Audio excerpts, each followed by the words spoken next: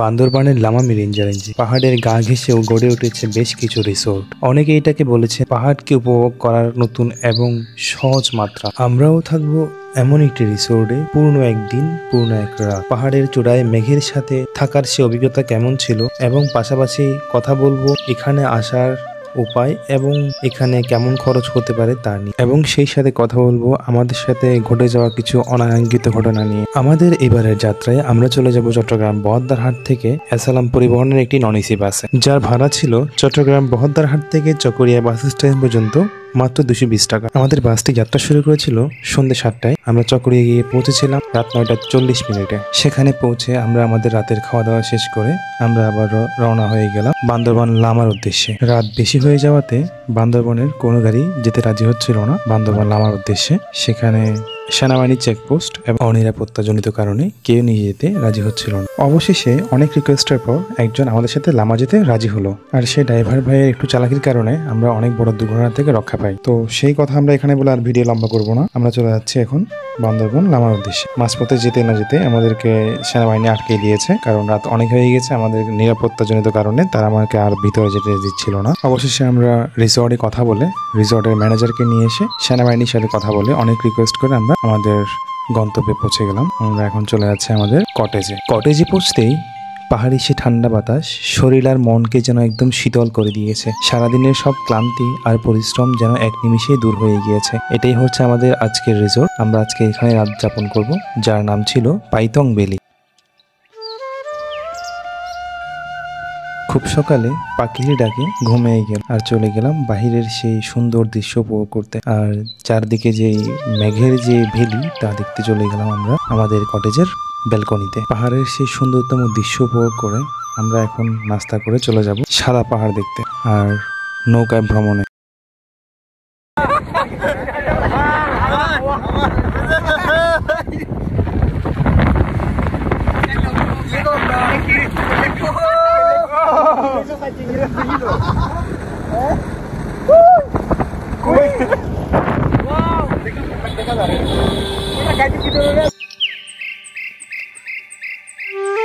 হালকা কিছু খাওয়া দাওয়ার পর আমরা চলে গেলাম নৌকা ভ্রমণের উদ্দেশ্যে। আমরা নৌকায় চলে আসলাম আর এসে সেই নৌকা আর হচ্ছে পাহাড়ের সেই সুন্দর দৃশ্য উপভোগ করতে শুরু করলাম।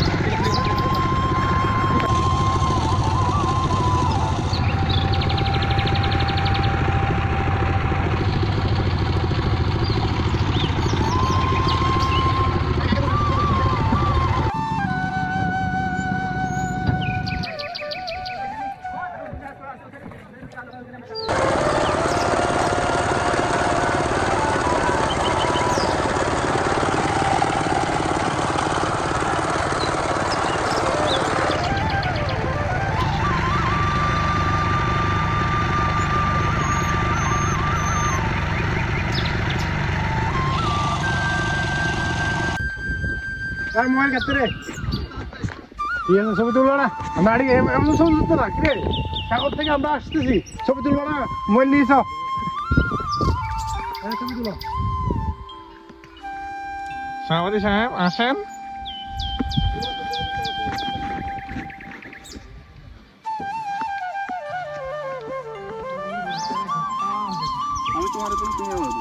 আমি তোমার তুলতেছি না সব বলো কার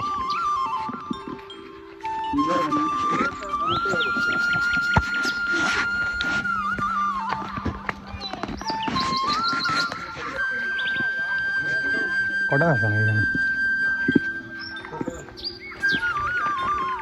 না এটা আমার নিজস্ব ঘর দোকান নেই দেখি দেখেন না মাত্র ভালো থাকবে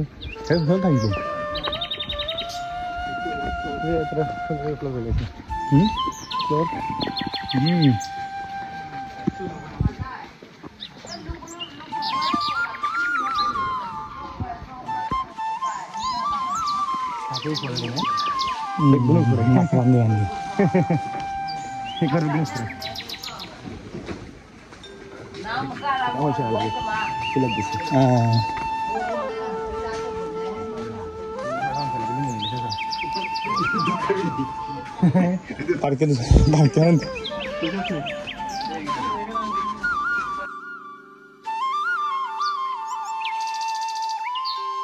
পাহাড় আর নদীর এই সুন্দরতম দৃশ্য উপভোগ করতে চাইলে আপনিও চলে আসতে পারেন বান্দরবন লামাতে। আজকের জন্য ভিডিও এই পর্যন্ত, দেখা হবে ইনশাল্লাহ আগামী ভিডিওতে। সে পর্যন্ত ভালো থাকেন। আসসালামু আলাইকুম।